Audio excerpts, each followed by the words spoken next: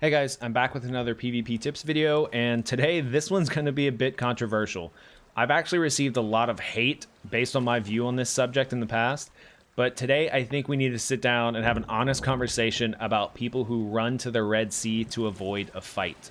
As a person who makes guides on PvP to help people get better, I really do want to see the population of Sea of Thieves get better at the game as a whole.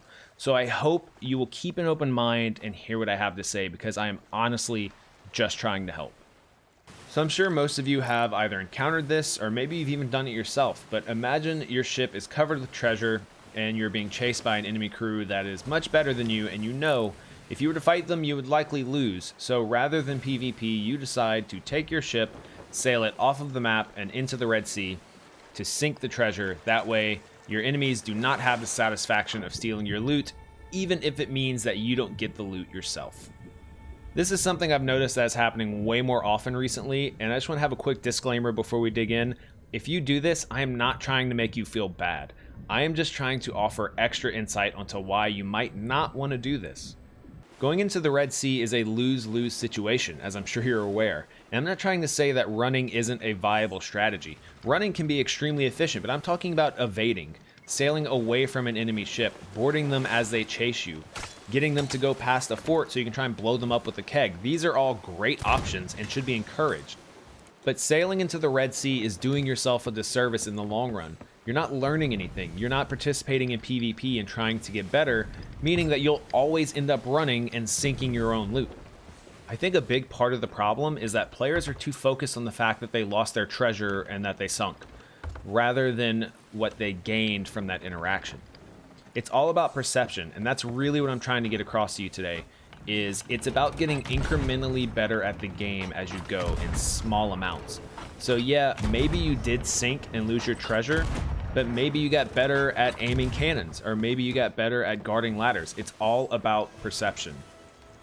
If you're the type of player to waste all the time you spent collecting that treasure by sinking it in the Red Sea, I genuinely believe that you will have more fun with the game in the long run if you just turn around and participate in the fight, even if you know you're going to lose. Because think about it this way, if you know you're going to lose, it kind of takes away all the stress and anxiety from that fight, and you can then focus on trying to get better at some aspect of the game.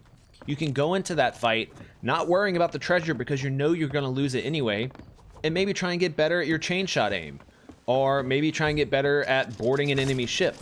If you know you're going to lose, then what's the difference if you were already planning on sinking it in the Red Sea anyway? At least this way you are actually gaining something. And I know a lot of people are going to point out the fact that yes, as a Sea of Thieves content creator, I am better at the game than the average player most likely, and I have more time to sink into it. But if that is your first thought, then you're missing the entire point of this video. It's all about perception.